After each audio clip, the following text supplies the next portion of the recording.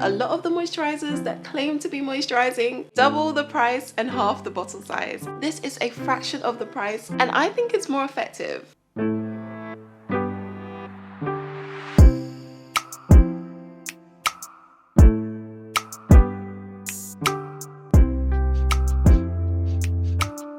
Hi guys, and welcome to WholeElise. I'm Elise, and today I'm going to show you how to make Oat Moisturizer.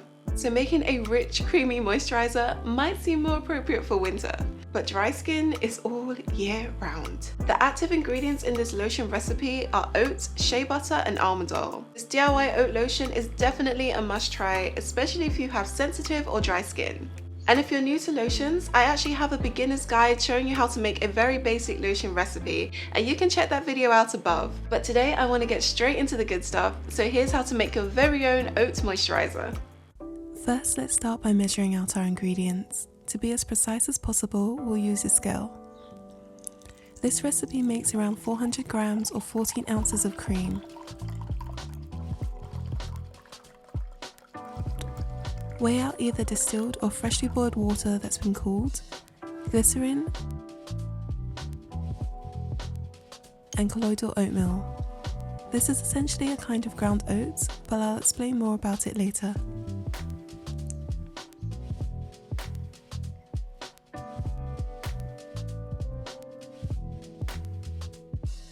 Then weigh out our oil phase ingredients, which are shea butter, almond oil, and emulsifying wax. For more information on emulsifying waxes, click the icon above to watch my beginner's guide to lotion making. Oil and water in our recipe are kept separate until they're completely melted. For the oil phase, combine the shea butter, emulsifying wax, and almond oil.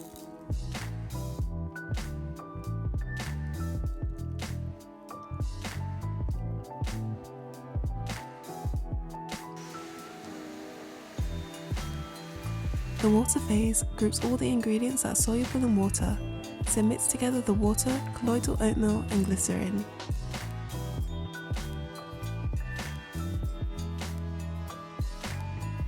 To learn about all the benefits of oats, how to use them in your skincare, as well as what to use as an alternative to colloidal oats in this recipe, keep watching. Or you can skip ahead to the lotion making section.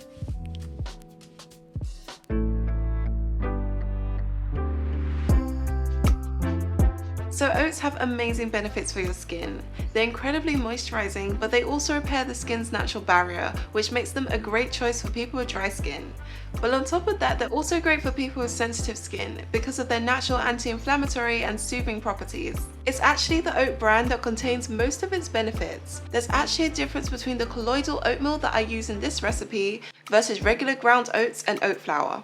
So I figured it would be helpful to break down exactly what these three things are, the difference between them, and why it's only the colloidal oatmeal that will give you all of the benefits that you associate with using oats.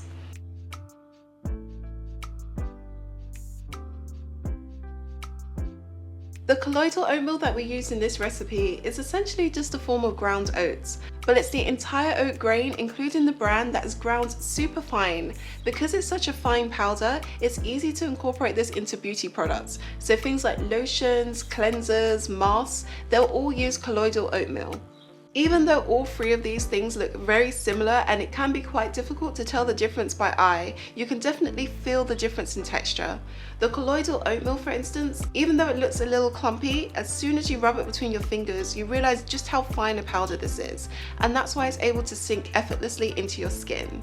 Ground oats, like the name suggests, are just ground oats. Now these are similar to colloidal oatmeal, but the biggest difference is the particle size. Whether you make ground oats at home or you buy them in the packet, they are still much larger than colloidal oatmeal. And whilst to the naked eye they do look similar, you can feel the difference as soon as you start to rub it between your fingers. Whereas the colloidal oatmeal became a really fine powder and started to sink into my skin, ground oats remain very gritty and you can definitely feel the difference in texture. If you use this in your lotions as a replacement to colloidal oatmeal, the particle size is far too big to dissolve. That will make your lotion feel really clumpy and you'll get a kind of gritty, grainy texture every time you rub it into your skin. Finally, we have oat flour. Now, the main difference between colloidal oatmeal and oat flour is that the oat flour doesn't actually have the bran, but because it doesn't have the bran, it's actually a finer powder than the colloidal oatmeal. So when you rub it into your fingers, you will feel it kind of dissolve into a really fine powder. But of course, because it doesn't have the bran, it doesn't have the nutrients. So if oat flour is used in moisturizers or beauty products, it's really just used to add texture or bulk. So if you do use this rather than colloidal oatmeal, you won't get any of the benefits that you expect whenever you use oat in skincare. But if you don't have access to colloidal oatmeal, I will show you a way in which you can use regular oats but still get all of the benefits in your oat cream. If you don't have colloidal oatmeal, you can use regular oats to make a diluted oat milk, and then use this as a replacement for the colloidal oatmeal and water in our recipe. I'm using a tea infuser, but you can either put oats in a tea bag or soak oats in water and then strain afterwards. This takes a little extra time, but you still get all of the moisturizing and soothing properties of the oats just from using ingredients that you already have in the house.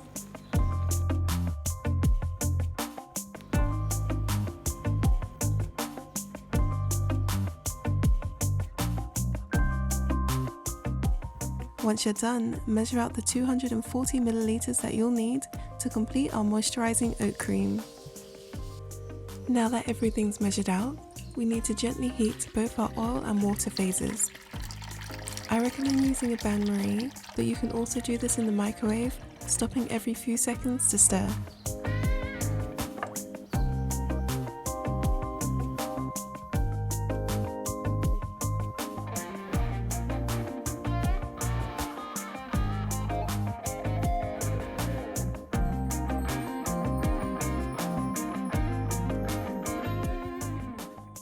Once the butter and emulsifying wax has completely melted, gently pour the water phase into the oil phase. If, like me, you need to use a bigger container to fit both mixtures, make sure to heat the container first before mixing everything together.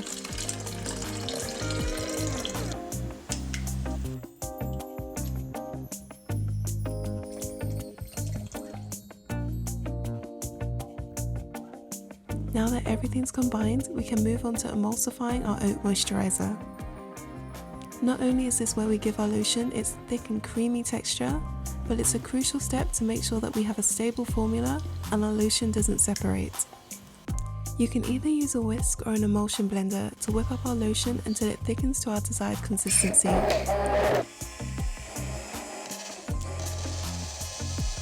As it cools, the oat moisturizer will thicken more, so if your lotion isn't setting, wait a little and then continue to whip it up. I transferred the oat cream into a bowl so you can see it better. It has a wonderfully smooth and rich consistency, so at this point we're ready to add our preservatives and any fragrances. You didn't think I'd forget about our preservative, right? Unless you want your beautiful oat moisturizer to turn into a home for fungus and bacteria, you need to add a preservative and antioxidant. I'm using a natural preservative and vitamin E, but for more information, click the icon above to watch my beginner's guide to lotion making.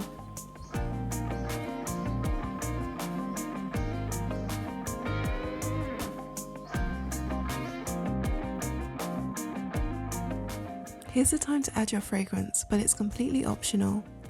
I like a mixture of lavender and vanilla essential oils.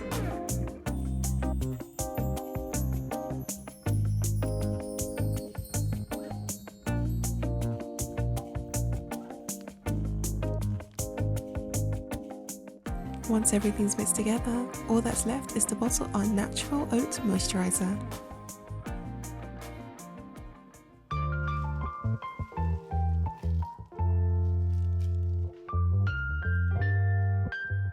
So as you can see, this lotion's a little thick.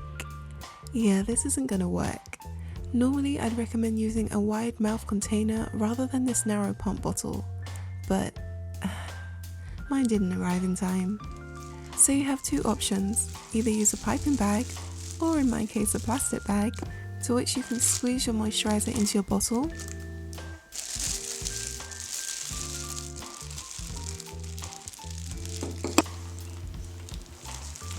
or you can use a very low heat to gently heat your oat cream until it's thin enough to pour into your bottle.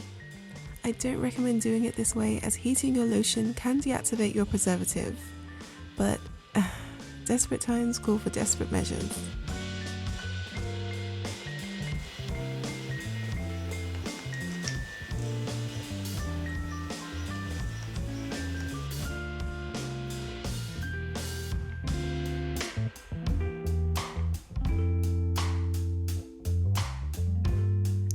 And now to give you a side-by-side comparison, on the left we have our homemade lotion and on the right a well-known oat competitor.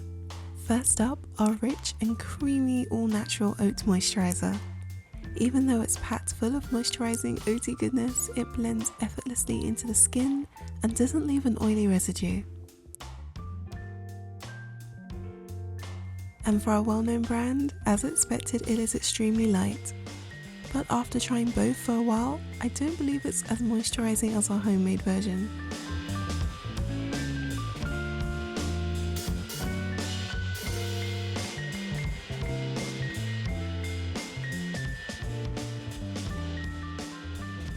So yeah, I've been using this for a minute. I'm just genuinely blown away at just how moisturizing this is. If I were to compare it to my previous lotion recipe, anything you lose in terms of airiness, it definitely makes up for in terms of how hydrating this is for your skin. And it is still incredibly cost effective. Even though we use shea butter, almond oil and the colloidal oatmeal, it's still actually 60% water, which by industry standards is a very heavy and rich cream. Lotions are one of those products which are just far cheaper to make as opposed to buy, because most lotions and moisturizers fit in the range of between 70 to 50% water, meaning that you need very little active ingredients to make a good lotion. In terms of any alterations or customizations that you want to do to this lotion recipe, when it comes to fragrance, you can pretty much play around with any of the essential oils that you would like. The only thing that I do recommend is that you keep it to a maximum of 1% of your entire lotion recipe. And that's just because heavy concentrations of essential oils can be irritating to the skin, and because we've gone through all of the effort of making this moisturizer suitable for not only dry but also sensitive skin, you don't really want to upset that balance. I would also steer away from using any sort of fragrance oils. The main difference between essential and fragrance oil is that fragrance oils are 100% synthetic and they're also known irritants. So if you do have sensitive skin, I would only stick to using essential oils, or of course you could omit them altogether and leave this completely fragrance free. And if you would like to make this a lighter lotion recipe, you can easily do this by playing with your measurements. Now I would recommend that you leave the water to oil ratio exactly the same, but if you just alter the amount of shea butter to almond oil, you can actually play around with the texture quite a lot. And that's the same if you want something a little bit more intensive. I would recommend using more shea butter and less almond oil, and that will make your lotion even more moisturizing. I've also put some of this oat lotion into one of these handy travel pump bottles. They have a much wider mouth, which makes it so much easier to fill them, and it's great to just pop into your bag, and that way you know that you'll always have a good moisturizer on hand whenever you need it. So I actually have a whole playlist dedicated to even more natural skincare DIYs, and now that we all have a little bit more time on our hands, it is actually the perfect opportunity to get stuck into making a few more DIYs that you maybe thought about but never quite had the time to do. And click here to subscribe to my channel, as well as turning on the notifications bell, because I have a bunch more exciting DIYs coming up that you definitely don't want to miss out on. Thanks for watching. Could you tell what well-known brands of oat lotion I used? Thanks for watching.